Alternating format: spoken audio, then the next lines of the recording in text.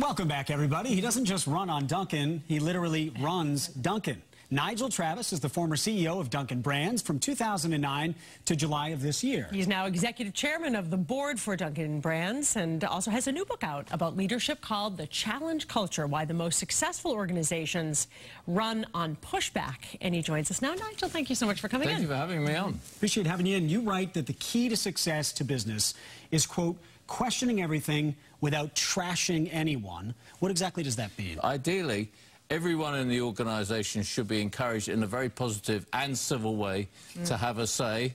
And I think as a result of that, you get the best business solutions, but more importantly, a very positive, thriving, engaged culture. So you talk about creating this pushback culture. It's probably not as simple as it sounds, right? Because you can't just sort of tell everyone to share their thoughts all the time with management, right? I think it's incredibly difficult, actually, so you got it right, Paula. Before we started, we talked about the positive culture here at WBZ. I think that's a great start, and I think what's important about the title is really two words, as challenge and culture. I think you start with the culture, and the challenge gets layered on top. A positive culture that, particularly in an environment now where finding employees is so difficult. I mean, here in Massachusetts, we're just about at 3% unemployment, which really is very... In fact, I think it's lower than that. I think it shows that you have to create a culture in a company, and then I think you build in the questioning and the pushback and encouraging people to have views on everything. And at Dunkin', one of the things we've done very effectively, I think, is have coffee chats down the organisation where more junior employees are encouraged to have their say on anything. The next time Paula calls me challenging, I can say this is actually part of developing a good culture. That's true.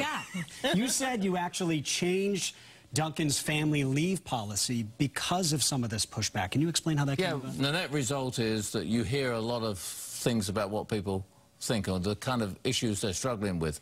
And one was what happens when there's a new baby in the house. Sure. And there's joint income families, which, if I go way back, wasn't so much the case.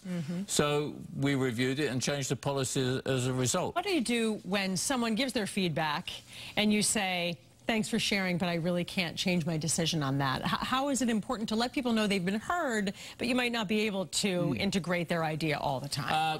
I think that's great. I mean, very early in my career, I experienced that. In my first 2 years working, which was way back in 72 to 74, I worked on attitude surveys at Kraft Foods. And we had a very simple format because we got all this feedback through surveys and then groups. We always said, if we're going to implement it, you say you're going to do it. If you're not going to implement it, you tell people why. Very important.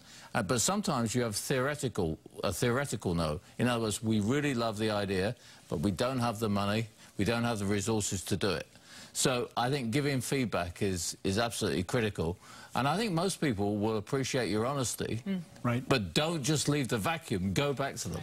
Dunkin' just rebranded itself as just Dunkin'. It's no longer Dunkin' Donuts, just Dunkin'. Was there any pushback within the company for that decision? I think this was a really well-done transition. Dave Hoffman, who's now CEO, spent a lot of time doing a lot of research.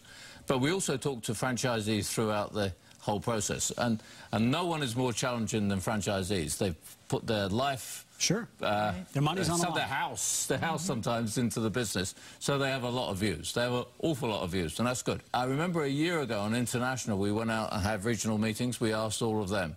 The only pushback I've heard when we announced it at our convention 2 weeks ago was from one international franchisee. Everyone else, I think, had got used to the idea, thought about it, and I heard this morning that certainly in International, which I'm still currently running, we're having so much demand to move quicker. I think that's a demonstration that the process we went through was really good. It's a massive organization, but you are dealing with those small business owners, the franchisees. So you have something to say to both groups. What do you think is the most important piece of advice from your book? I think 2 or 3 things have come out of all these discussions. It's helped me synthesize it. One is, the most important word is culture. Culture isn't something that you go into a hardware store and say, I'll have a culture off the top shelf. It's something a bit like we're talking about your kids, that something is born, you nurture it, you support it, you develop it, and it goes on every day of your life, right? Kids are like that.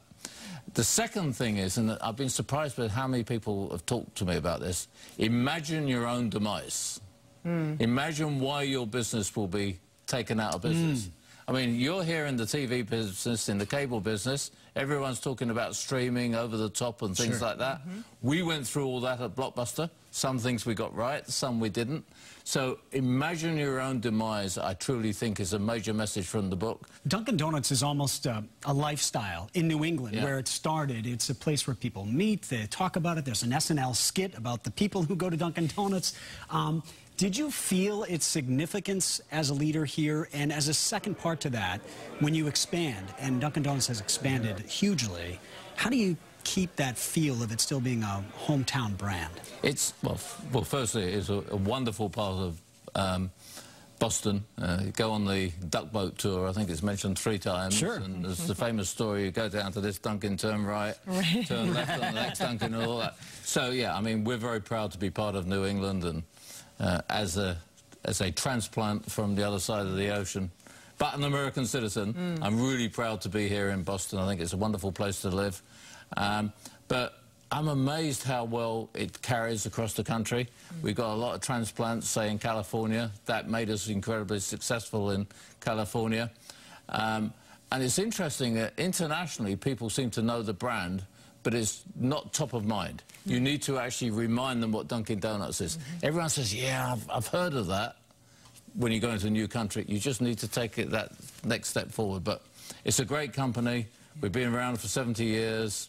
I truly believe we'll be around for many more centuries, and that's why we changed the name. You have to keep moving forward and staying ahead. Keep evolving. Well, the book is The Challenge Culture. Nigel Travis, thanks so much for coming in to Thank you very much, talk guys. with us about We appreciate it. And we're going to go to weather now.